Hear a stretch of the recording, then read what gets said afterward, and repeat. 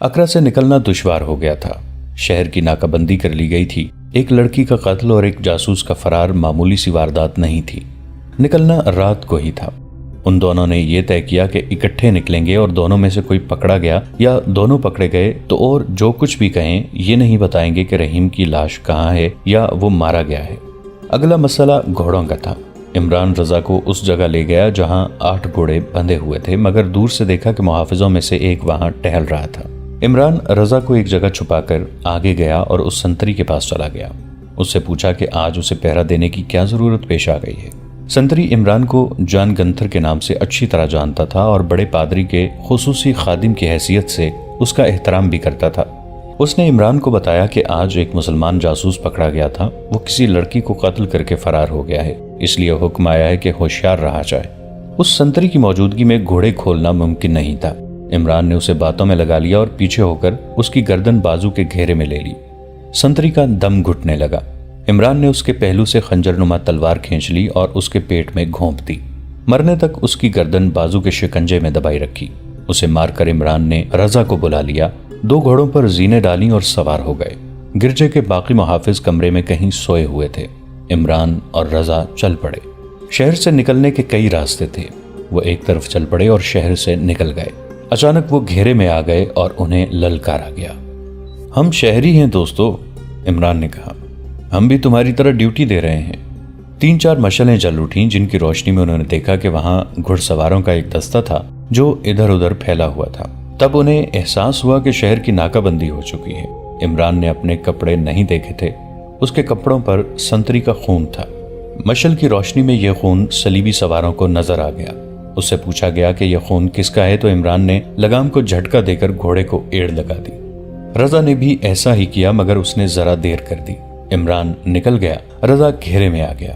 عمران کے پیچھے بھی 3-4 سوار گئے۔ اسے رضا کی بلند پکار سنائی دینے لگی، عمران رکنا نہیں، نکل جاؤ، خدا حافظ۔ عمران بہت دور تک یہ پکار سنتا رہا۔ پتہ چلتا تھا جیسے وہ گھیرے سے نکلنے کی کوشش کر رہا ہے۔ عمران کا گھوڑا اچھا تھا۔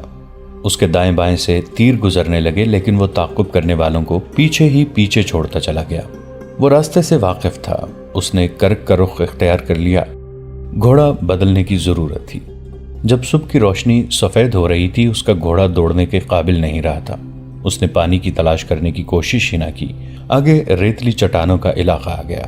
وہ اس میں داخل ہوا ہی تھا کہ اس کے سامنے چٹان میں 2 تیر لگے، جس کا مطلب یہ تھا کہ رک جاؤ۔ وہ رک گیا اور یہ دیکھ کر اس کی جان میں جان آئی کہ اسے روکنے والے اس کی اپنی فوج کے آدمی تھے۔ اسے اپنے کمانڈر کے پاس لے گئے۔ کمانڈر نے اس کی بات سن کر اسے تازہ دم گھوڑا دیا اور 2 سپاہی اس کے ساتھ کر کے اسے کرک کے راستے پر ڈال دیا۔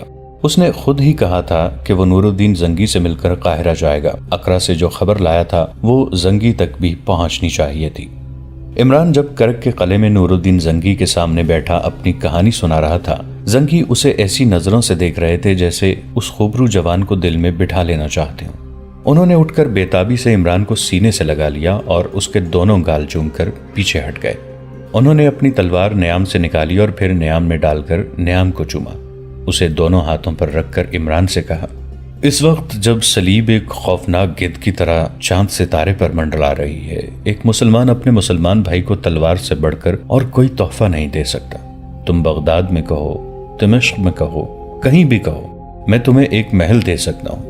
تم نے جو کارنامہ کر دکھایا ہے اس کے صلے میں تم دولت کے انبار کے حقدار ہو، لیکن میرے عزیز دوست، میں تمہارے لیے محل کھڑا نہیں کروں گا، تمہیں دولت کی شکل میں صلہ نہیں دوں گا، کیونکہ یہی وہ چیزیں ہیں جنہوں نے مسلمانوں کو اندھا اور پاہج کر دیا ہے۔ یہ قبول کرو میری تلوار، اور یاد رکھو کہ اس تلوار نے بڑے بڑے جابر صلیبیوں کا خون پیا ہے۔ اس تلوار نے بہت سے قلعوں پر اسلام کا جھنڈا لہرایا ہے، اور یہ تلوار اسلام کی پاسبان ہے۔ عمران نور الدین زنگی کے آگے 2 زانو ہو کر بیٹھ گیا اور اس نے سلطان زنگی رحمت اللہ علیہ کے ہاتھوں سے تلوار لے کر چومی، آنکھوں سے لگائی اور کمر سے باندھ لی۔ وہ کچھ کہہ نہ سکا، اس پر رقت طاری ہو گئی تھی اور اس کی آنکھوں میں آنسو آ گئے تھے۔ اور اپنی قدر و قیمت جان لو میرے دوست، زنگی نے کہا، ایک جاسوس دشمن کے لشکر کو شکست دے سکتا ہے اور ایک غدار اپنی پوری قوم کو شکست کی ذلت میں ڈال سکتا ہے۔ تم نے دشمن کو شکست دے دی ہے۔ تم جو خبر لائے ہو یہ دشمن کی شکست کی خبر ہے۔ صلیبی انشاءاللہ مصر اور فلسطین کے ساحل سے آگے نہیں آ سکیں گے اور ان کا بحری بیڑا واپس نہیں جا سکے گا۔ یہ تمہاری فتح ہوگی اور اس کا صلہ تمہیں خدا دے گا۔ مجھے قاہرہ کے لیے جلدی روانہ ہونا چاہیے، عمران نے کہا۔ دن تھوڑے رہ گئے ہیں، امیر مصر کو بہت دن پہلے اطلاع ملنی چاہیے تھی۔ تم ابھی روانہ ہو جاؤ، نور الدین زنگی نے کہا۔ میں تمہیں بڑی اچھی نسل کا گھوڑا دے رہا ہوں۔ انہوں نے عمران کو قاہرہ تک کا وہ راستہ بتا دیا جس پر کئی چوکیاں تھیں۔ ان پر قاصدوں کے گھوڑے بدلنے کا انتظام تھا، اور صلاح الدین ایوبی سے پہلی بات یہ کہنا کہ رحیم اور رضا کے خاندانوں کو اپنے خاندان میں جذب کر لو، ان کے خاندانوں کی کفالت کا انتظام بیت المال سے کرو۔ انہوں نے عمران سے پوچھا، تم صرف جاسوسی کر سکتے ہو یا جنگ کو بھی کچھ سمجھ سکتے ہو؟ کچھ سوچ بوجھ رکھتا ہوں، عمران نے جواب دیا۔ آپ حکم دیں۔ پیغام لکھنے کا وقت نہیں، زنگی نے کہا۔ صلاح الدین سے کہہ دینا کہ مجھے کرک تمہارے حوالے کر کے بغداد جلدی واپس جانا تھا۔ اطلاعیں مل رہی ہیں کہ ان علاقوں میں صلیبیوں کی تخریب کاری بڑھتی جا رہی ہے اور ہمارے چھوٹے چھوٹے حکمران ان کے ہاتھوں میں کھیل رہے ہیں، لیکن اس تازہ خبر نے مجھے رکنے پر مجبور کر دیا ہے۔ 4-5 سال پہلے تم نے بحر روم میں صلیبیوں کا بیڑا غرق کیا تھا، وہ تمہارے پھندے میں آ گئے تھے، اب وہ محتاط ہو کر آئیں گے، اسی لیے انہوں نے سکندریہ کے شمالی ساحل کو منتخب کیا ہے۔ اگر تم ان سے سمندر میں براہ راست ٹکر لینے کا فیصلہ کرو تو یہ تمہاری غلطی ہوگی۔ تمہارے پاس صلیبیوں جتنی بحری طاقت نہیں ہے، ان کے جہاز بڑے ہیں اور ہر جہاز میں بادبانوں کے علاوہ بے شمار چپو ہیں۔ چپو چلانے کے لیے ان کے پاس غلاموں کی بے انداز تعداد ہے۔ تم اتنی تعداد سے محروم ہو۔ تمہارے جہازوں کے چپو چلانے والے ملاح ہیں اور سپاہی بھی۔ سمندری جنگ میں وہ دونوں کام نہیں کر سکیں گے۔ صلیبیوں کو ساحل پہ آنے دو۔ سکندریہ کو بحری گولوں کا خطرہ ہوگا، آتشی گولے شہر کو آگ لگا دیں گے، اس کا کوئی انتظام کر لینا۔ اگر دشمن نے اسی انداز سے حملہ کیا جیسا کہ عمران خبر لایا ہے تو میں دشمن کے پہلو پر ہوں گا، یہ اس کا بایاں پہلو ہوگا، تم دائیں پہلو کو سنبھالو گے اور تمہارے ذمہ ایک کام یہ ہوگا کہ صلیبیوں کا کوئی جہاز واپس نہ جائے، آگ لگا دینا۔ اگر تمہارے پاس سمندری چھاپہ مار ہوں تو تم جانتے ہو کہ ان سے کیا کام لیا جا سکتا ہے۔ یہ کہنے کی ضرورت نہیں کہ سوڈان کی طرف سے چوکنا رہنا، وہ سرحد خالی نہ رہے۔ مجھے احساس ہے کہ تمہارے پاس فوج کم ہے، میں یہ کمی پوری کرنے کی کوشش کروں گا۔ سب سے بڑی ضرورت رازداری کی ہے۔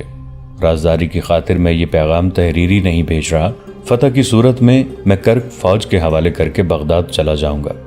یہ پیغام ذہن نشین کر کے عمران قاہرہ روانہ ہو گیا۔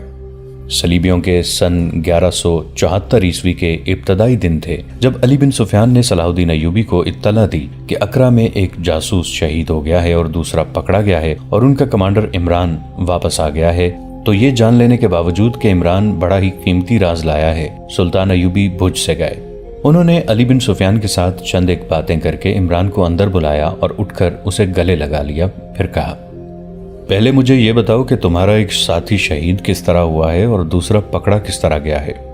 عمران نے پوری تفصیل سے ساری کہانی بیان کر دی، اور جب اس نے وہ راز بیان کیا جو وہ اکرا سے لایا تھا تو سلطان ایوبی کی آنکھیں چمک اٹھیں۔ عمران نے یہ بھی بتایا کہ وہ نور الدین زنگی کو اطلاع دے آیا ہے۔ اس نے سلطان ایوبی کو سلطان زنگی کا پیغام سنایا۔ اس سے سلطان ایوبی کا بہت سا وقت بچ گیا تھا۔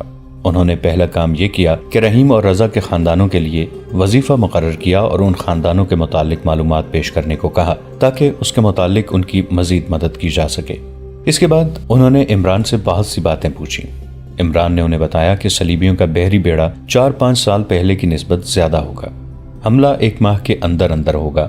یورپ سے تازہ دم فوج لی جائے گی جسے سکندریہ کے شمال میں اتارا جائے گا۔ دوسری فوج بیت المقدس کے علاقے سے آئے گی جو مصر کی طرف پیش قدمی کرے گی۔ سکندریہ کے شمال میں اترنے والی فوج سکندریہ پر قبضہ کر کے اسے اڈا اور رسد گاہ بنائے گی اور شمال کی طرف سے مصر پر حملہ آور ہوگی۔ عمران کے کہنے کے مطابق صلیبیوں کو یہ توقع ہے کہ وہ سلطان ایوبی کو بے خبری میں جا لیں گے اور نور الدین زنگی انہیں مدد اور کمک نہیں دے سکیں گے کیونکہ راستے میں صلیبیوں کی بیت المقدس والی فوج حائل ہوگی۔ یہ ایسا طوفان تھا جو بے خبری میں آ جاتا تو مصر پر صلیبیوں کا قبضہ یقینی تھا۔ سلطان ایوبی نے اسی وقت اپنے تمام سینئر کمانڈروں کو بلا لیا۔ علی بن سفیان کو انہوں نے یہ ہدایت دی کہ وہ دشمن کے جاسوسوں کے خلاف اپنی سرگرمیاں اور تیز کر دیں تاکہ اپنی فوجوں کی نقل و حرکت کے متعلق کوئی خبر باہر نہ جا سکے۔ سکندریہ کے متعلق انہوں نے خصوصی ہدایات دیں۔ برطانیہ ابھی اس جنگ میں شریک نہیں ہونا چاہتا تھا۔ انگریزوں کو غالباً یہ توقع تھی کہ کسی وقت وہ اکیلے ہی مسلمانوں کو شکست دے کر ان کے علاقوں پر قابض ہو جائیں گے، لیکن یورپ سب سے بڑے پادری کے کہنے پر انگریزوں نے صلیبیوں کو اپنے کچھ جنگی جہاز دے دیے تھے۔ اسپین کا تمام بیڑا اس حملے میں شرکت کے لیے تیار تھا۔ فرانس، جرمنی اور بیلجیم کے جہاز بھی آ گئے تھے اور اس متحدہ بیڑے میں یونان اور سسلی کی جنگی کشتیاں بھی شامل تھیں۔ رسد اور اسلحے کے لیے ماہی گیروں سے بادبانی کشتیاں لے لی گئی تھیں، ان میں بعض خاصی بڑی تھیں۔ اس بیڑے سے ان تمام ممالک سے تازہ دم فوج آ رہی تھی جس سے صلیب پر حلف لیا گیا تھا کہ فتح حاصل کیے بغیر واپس نہیں آئے گی۔ اگر صلاح الدین ایوبی نے ہمارا مقابلہ اپنے بحری بیڑے سے کیا تو اسے مصر جتنی قیمت دینی پڑے گی، فرانسیسی بحریہ کے کمانڈر نے کہا۔ ہم جانتے ہیں کہ اس کے بحری بیڑے کی کتنی کچھ طاقت ہے۔ وہ بحیرہ روم کے دوسرے کنارے پر ایک کانفرنس میں بیٹھ کر کہہ رہا تھا، صلاح الدین اور نور الدین خشکی پر لڑنے والے لوگ ہیں۔ ہمیں یہ توقع رکھنی چاہیے کہ اس حملے کی خبر مسلمانوں کو قبل از وقت نہیں ہوگی، اور صلاح الدین ایوبی کو اس وقت خبر ہوگی جب ہم قاہرہ کو محاصرے میں لے چکے ہوں گے۔ نور الدین زنگی اس کی مدد کے لیے نہیں پہنچ سکے گا اور ہمارا یہ حملہ فیصلہ کن ہوگا۔ میں ایک بار پھر کہتا ہوں کہ سوڈانیوں کو استعمال کرنا ضروری ہے، رینالٹ نے کہا۔ رینالٹ ایک مشہور صلیبی حکمران اور جنگجو تھا۔ اسے بیت المقدس کی طرف سے خشکی پر آنا اور حملہ کرنا تھا۔ وہ شروع سے زور دے رہا تھا کہ وہ مصر پر شمال اور مشرق سے حملہ کریں تو جنوب سے سوڈانی بھی مصر پر حملہ کر دیں گے۔ آپ پچھلے تجربوں کو بھول جاتے ہیں، اسلام کے سب سے بڑے دشمن فلپ آگسٹس نے کہا۔ 1169 میں ہم نے سوڈان کو بے دریغ مدد دی تھی اور اس توقع پر ہم نے سمندر سے حملہ کیا تھا کہ سوڈانی جنوب سے حملہ کریں گے اور صلاح الدین ایوبی کی فوج میں جو سوڈانی ہیں وہ بغاوت کر دیں گے، مگر انہوں نے کچھ بھی نہیں کیا۔ 2 سال بعد پھر انہیں مدد دی گئی، انہوں نے یہ بھی ضائع کر دی، اب کہ پھر انہوں نے ہمیں مایوس کیا ہے۔ ہم کیوں انہیں اپنے منصوبے میں شریک کریں؟ اگر مصر ہم نے اپنی طاقت سے لے لیا تو سوڈانی ہم سے حصہ مانگیں گے۔ آپ یہ بھول رہے ہیں کہ سوڈانیوں میں مسلمانوں کی تعداد کم نہیں۔ مسلمان پر بھروسہ کرنا غلطی ہے۔ اگر آپ سچے دل سے اسلام کا نام و نشان مٹانا چاہتے ہیں تو کسی مسلمان کو اپنا دوست نہ سمجھیں، انہیں خرید کر اپنا دوست ضرور بنائیں لیکن دل میں ان کی دشمنی قائم رکھیں۔ آپ ٹھیک کہتے ہیں، ایک اور صلیبی بادشاہ نے کہا۔ آپ لوگوں نے فاطمیوں کو دوست بنایا، وہ صلاح الدین ایوبی کا دشمن ہوتے ہوئے بھی اسے قتل تک نہیں کر سکے۔ ہم نے انہیں بڑے بڑے قابل جاسوس اور تخریب کر دیے جو انہوں نے اپنی غلطیوں سے پکڑوا کر مروا دیے۔ اب ہم کسی پر بھروسہ نہیں کریں گے، ہمیں اپنی جنگی طاقت پر بھروسہ کرنا چاہیے اور اب ہم کامیاب ہوں گے۔ ان کی جنگی طاقت اتنی زیادہ تھی کہ وہ اس سے زیادہ تکبر کرنے میں حق بجانب تھے۔ بحری بیڑے کا تو کوئی حساب ہی نہ تھا۔ بیت المقدس کی طرف سے جو فوج آ رہی تھی وہ سمندر کی طرف سے آنے والی نفری سے دگنی تھی۔ یورپی مورخوں میں تعداد کے متعلق اختلاف پایا جاتا ہے۔ بعض نے تو اس حملے کا صلیبی جنگوں میں ذکر ہی نہیں کیا، جیسے اس کی کوئی اہمیت ہی نہیں تھی۔ اس حملے میں کم و بیش صلیبیوں کی 6 بادشاہیاں شامل تھیں۔ کچھ چھوٹے چھوٹے حکمران بھی تھے جو اپنی فوجیں لے آئے تھے۔ ان میں خامی یہ تھی کہ ان کی کمان متحدہ نہیں تھی۔ تاہم یہ لشکر نور الدین زنگی اور سلطان صلاح الدین ایوبی کو آسانی سے شکست دے سکتا تھا۔ سلطان ایوبی کی کمزوری یہ تھی کہ ان کی فوج کم تھی۔ اس کے علاوہ مصر میں غداروں نے بدامنی پھیلا رکھی تھی اور سب سے بڑا خطرہ یہ تھا کہ سوڈانی بھی حملہ کر سکتے تھے۔ نور الدین زنگی کو بھی کچھ ایسی ہی دشواریوں کا سامنا تھا۔ دنیا اسلام چھوٹی چھوٹی ریاستوں میں بٹی ہوئی تھی اور یہ حکمران عیش و عشرت کے عادی ہو چکے تھے۔ صلیبیوں نے انہیں اپنے زیر اثر لے رکھا تھا، وہ آپس میں بھی پھٹے ہوئے تھے اور انہیں اسلام کی ناموس کا ذرہ بھر بھی احساس نہ تھا۔ سلطان ایوبی نے اپنے سینئر کمانڈروں کو بلا کر اپنی فوج کو 3 حصوں میں تقسیم کر دیا۔ ایک حصے کو انہوں نے سوڈان کی سرحد پر چلے جانے کو کہا۔ ان کے کمانڈر کو یہ ہدایت دی گئی کہ وہ سرحد سے خاصا پیچھے خیمہ زن رہے، لیکن فوج کو مختلف جگہوں پر اسی طرح متحرک رکھے کہ گرد اڑتی رہے اور یہ ظاہر ہو کہ فوج کی تعداد بے حساب ہے۔ سلطان ایوبی نے خصوصی حکم یہ دیا کہ کسی بھی وقت فوج آرام کی حالت میں نہ رہے۔ دوسرے حصے کو سکندریہ کی طرف کوچ کرنے کا حکم دے دیا گیا، لیکن اس ہدایت کے ساتھ کہ کوچ رات کو ہوگا اور تمام پڑاؤ دن کے وقت ہوں گے۔ اس کے کمانڈر کو بتایا گیا کہ اسے یہ حکم بعد میں ملے گا کہ اس کی منزل کیا ہے اور آخری خیمہ گاہ کہاں ہوگی۔ تیسرے حصے کو سلطان ایوبی نے اپنے ہاتھ میں رکھا۔ انہوں نے کسی بھی کمانڈر کو نہ بتایا کہ وہ یہ احکام کیوں دے رہے ہیں۔ یہ سب نے دیکھا کہ تمام تر منجنیقیں اس فوج کو دی گئی تھیں جو سکندریہ کی طرف جا رہی تھی۔ اس کے 7-8 روز بعد سلطان ایوبی قاہرہ میں نہیں تھے اور نور الدین زنگی کرک میں نہیں تھے۔ وہ دونوں سکندریہ کے مشرق میں گھوم پھر رہے تھے، مگر کوئی نہیں کہہ سکتا تھا کہ یہ دونوں کسی ملک کے حکمران اور فوجوں کے کمانڈر ہیں، اور یہ وہ دو انسان ہیں جو صلیبیوں کے لیے سراپا دہشت بنے ہوئے ہیں۔ وہ غریب سے 2 شتربان تھے جو معلوم نہیں کہاں سے آئے تھے اور کہاں جا رہے تھے۔ انہوں نے ساحل پر جا کر بحر روم کی وسعت کو نظروں سے بھانپا اور ناپا۔ وہ 3-4 دن میں دور دور گھوم گئے۔ سلطان ایوبی سکندریہ اور نور الدین زنگی کرک چلے گئے۔ سلطان ایوبی نے اپنے امیر البحر کو کچھ احکام دیے اور وہ چلے گئے۔ صلیبیوں کا بیڑا مکمل خاموشی اور رازداری سے آیا۔ بیت المقدس سے صلیبیوں کی فوج چل پڑی۔ دونوں کی روانگی کے اوقات میں مطابقت تھی۔ صلیبیوں نے بڑے اچھے موسم کا انتخاب کیا تھا۔ اس موسم میں سمندر خاموش رہتا تھا، تلاطم اور طوفان کا خطرہ نہیں ہوتا۔ صلیبی جہازوں کے کپتانوں کو مصر کا ساحل نظر آنے لگا، لیکن انہیں سلطان ایوبی کا کوئی جہاز نظر نہیں آ رہا تھا۔ سب سے اگلے جہاز کے کپتان نے سمندر میں ماہی گیروں کی ایک کشتی دیکھی۔ اس نے جہاز ان کے قریب کر کے اوپر سے جھک کر پوچھا، جنگی جہاز کہاں ہیں؟ اگر غلط بتاؤ گے تو تمہیں ڈبو کر مار ڈالیں گے۔ ماہی گیروں نے کہا، مصر کے جہاز اس طرف نہیں رکھے جاتے، یہاں سے بہت دور ہیں۔ جہاز روک کر رسا پھینکا گیا۔ وہ ماہی گیر رسے کے ذریعے جہاز پر چلے گئے۔ انہوں نے کپتان کو مصر کے جنگی جہازوں کے متعلق جو معلومات دیں وہ یہ تھیں کہ کئی جہاز مرمت ہو رہے ہیں۔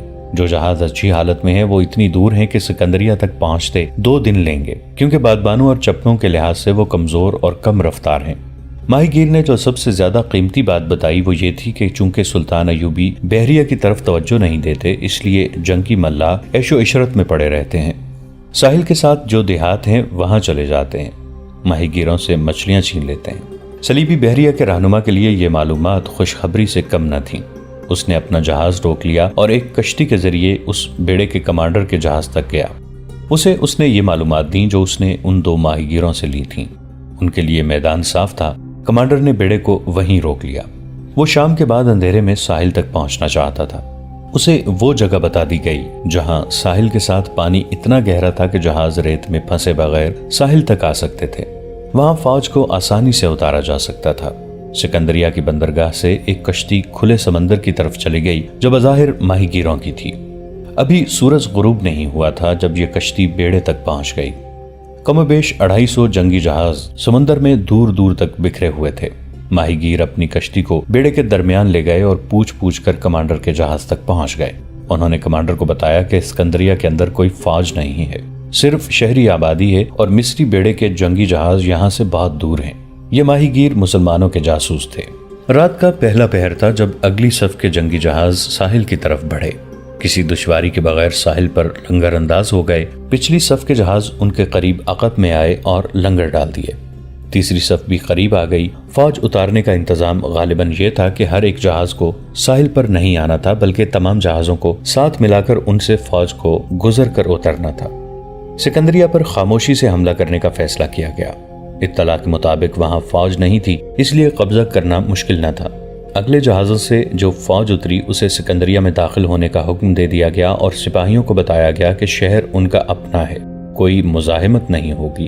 سپاہی دوڑ پڑے۔ انہیں شہر کو لوٹنا تھا اور ان کی نظر عورتوں پر بھی تھی۔ جو ہی سپاہیوں کا یہ ہجوم شہر کے قریب آیا، شہر کے باہر دائیں اور بائیں شعلے اٹھے جن سے راتیں روشن ہو گئیں۔ یہ گھاس، لکڑیوں اور کپڑوں کے انبار تھے جن پر تیل ڈالا گیا تھا۔ ان سے روشنی کا کام لینا تھا۔ شہر کی گلیوں میں بھی مشعلیں جل اٹھیں اور مکانوں کی چھتوں سے تیروں کا می برسنے لگا۔ صلیبی پیچھے کو بھاگے تو دائیں اور بائیں سے ان پر تیر برسنے لگے۔ ان کے لیے سنبھلنا مشکل ہو گیا۔ زخمیوں کی چیخو پکار سے رات لرزنے لگی۔ ان صلیبیوں کی تعداد کم و بیش 2000 تھی۔ ان میں سے شاید ہی کوئی زندہ پیچھے گیا ہوگا۔ صلیبی فوج جو ابھی جہازوں میں تھی اسے آگے آنے کا حکم ملا۔ جہازوں میں سے صلیبیوں کی منجنیقیں آتشی گولے پھینکنے لگیں اور دور مار تیر بھی آنے لگے۔ سب سے پیچھے والے 2-3 جنگی جہازوں میں سے شعلے اٹھے۔ صلیبی کپتانوں نے پیچھے دیکھا۔ یوں معلوم ہوتا تھا جیسے سمندر سے آگ کے گولے اٹھتے ہیں اور ان کے جہازوں میں آ کر گرتے ہیں۔ دوستو، آج کے لیے اتنا ہی۔ اسی کہانی کی اگلی قسط کے ساتھ بہت جلد حاضر ہوں گے۔ نیچے کامنٹ سیکشن میں اپنی رائے کا اظہار ضرور کیجیے گا۔ ہمارے اس چینل کو سبسکرائب کر کے نیچے موجود بیل آئیکن کو بھی ضرور کلک کیجیے گا۔ اگلی ملاقات تک کے لیے ہمارا اور آپ کا اللہ نگہبان۔